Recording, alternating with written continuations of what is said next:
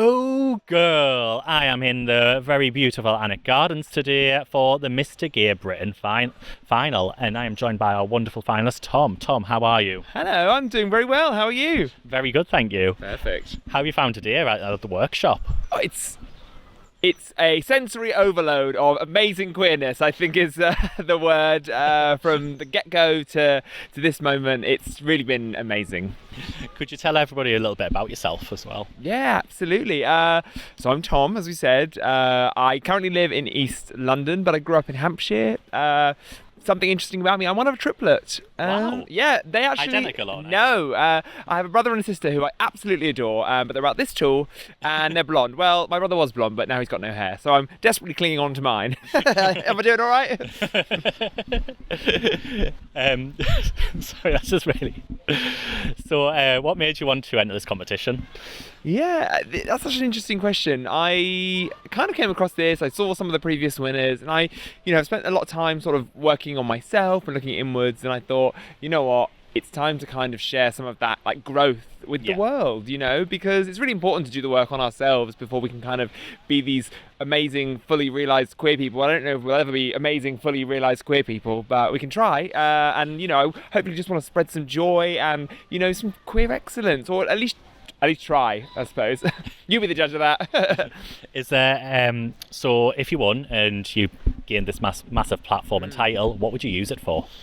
Yeah, I mean, as an actor, I'm a storyteller at heart. It's in my blood, and I would love to be able to continue to, when I can afford it, I produce some theatre work about the world that we live in, about people, about queer people. I use it to lift people up and tell stories, and I would love to be able to continue to do some more of that, but also engage with parts of our community that I don't or haven't been able to connect with so far.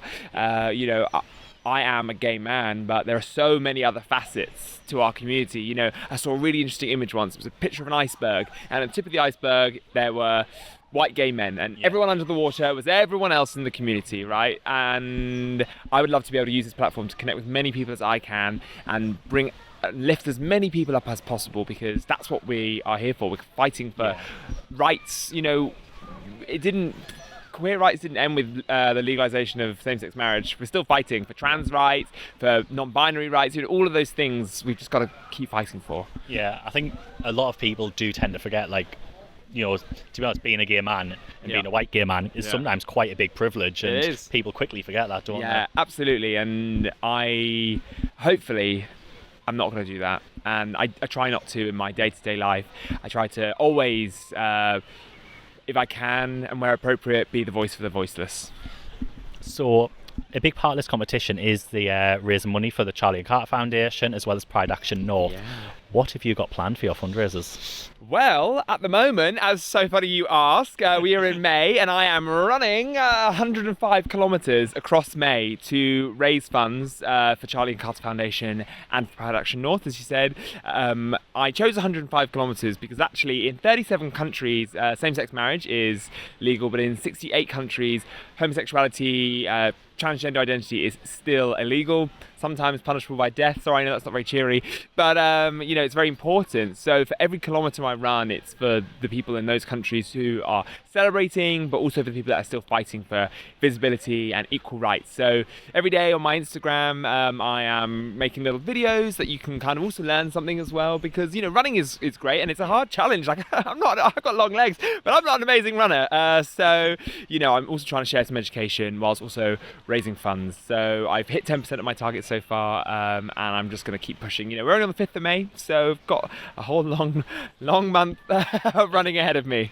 I've got to say, I really do admire how creative people are being with their fundraisers this year. Everyone's always got some unique twist in it, and yours with the 105. It's nice that it's something that gets you thinking, doesn't it? I think people want, and also I think with these kind of things, people want blood, sweat and tears, and they're probably going to get it all on these runs. But this is just my first. Hopefully across the next few months I'm going to be raising funds in lots of different ways. I've got all these little ideas whirling around in this head of mine, so maybe after today, when I've kind of calmed down a bit, I can get some of that and put some pen to paper.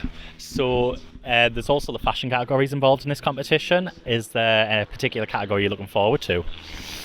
You know what? They are all very, very exciting. Obviously, I'm in some very formal wear at the moment. That is a favourite of mine, but I'm also looking forward to kind of like embracing my body, you know, in the beachwear category. You know, I've spent some time working on it, or just getting to feel more comfortable, the most comfortable in my own skin. And, you know, that's going to be a really exciting opportunity. And it's not about just like wearing a Speedo and showing skin. You can do anything. Yeah. Beachwear can be literally anything. And I have some creative ideas coming, so well, no, they're in my head. Hopefully they're going to be in reality, otherwise I won't be walking down the runway naked, I promise. But yeah, I've got some little bits and bobs going on. I'm hoping to thread a sort of an environmental thread, let's say, through my looks at this moment, but that might change, we'll see. Oh well, come on, give us a twirl in this formal wear as well. A twirl? Oh God. I'm going to pull my magic wand out in a minute. I've cast a spell over everyone and, I don't know, win this thing, who knows. So if people want to keep up to date with your running, where can they follow you? Yeah, absolutely. You can follow me at Tom Edward White, and you can find all of the information about my 105k in May and just basically everything to do with Mr. Gay Great Britain 2024 and all my other bits and bobs and performing things and other things like that. Thank you so much for talking with me, Tom, and best of luck for the competition. Thank you so much. Appreciate it.